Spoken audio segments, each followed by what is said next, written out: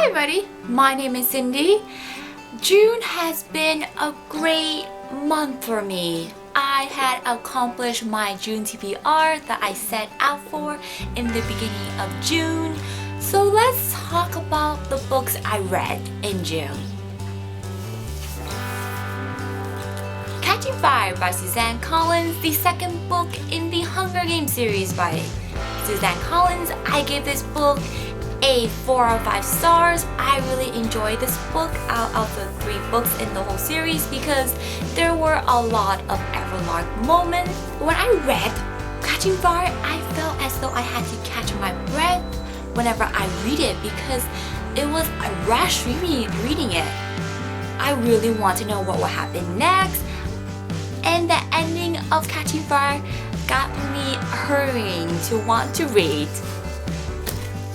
Dun dun dun! Mockingjay by Suzanne Collins, the third and last book in the Hunger Games. I gave this book a 4 out of 5 stars. I thought this book was dark and intense in that Katniss is not mentally stable anymore. She is at this place where she is mumbling to herself because she is thinking what is happening to Peter in the Capitol. Did they kill him, or is he still alive? Readers, we know that Peter is still alive, but the question is he the same Peter that we met in the Hunger Games and Catching Fire, or is he now this modified version that the Capitol have created in order to kill off Katniss Everdeen? I did a review for the complete Hunger Games series by Suzanne Collins recently. I will post the link of the video below for you guys to check out.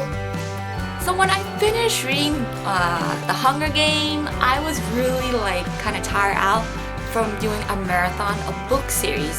So I ended up picking up just a standalone novel that I felt it would be refreshing and it would be dark.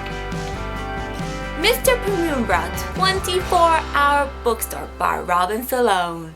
I gave this book a 4 out of 5 stars. I really enjoyed reading it a lot.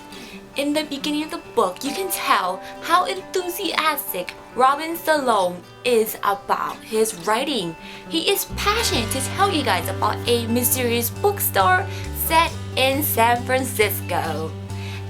The author got me on the edge of my seat, making me wonder what is going on in the background of this bookstore that Clay finds himself employed at. On the other hand, the author created this really interesting point in the beginning of the book where readers are anxious to know what will happen next. And by midway through the book, he lost that momentum. It's like a roller coaster. You slowly get to the high point, and then when I got to the middle of the book, the roller coaster went down. So did the anticipation of my thoughts of the book. But this was very refreshing book to read by this author because it's very different from those dystopian books I have been reading for the past couple of weeks or months, shall I say. It's something different. It's set up in very contemporary time in San Francisco.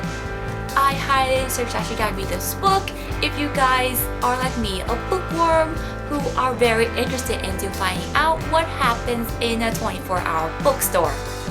Oh, by the way, this book glows in the dark. Yes, you heard me right. The next book I read in June was this book that I highly anticipate to read in June. Royal Wedding by Cabot. I gave this book a 5 out of 5 stars. I really loved it a lot. I remember reading this book when I was in middle school and had this giddiness feeling I did again when I was reading The Royal Wedding.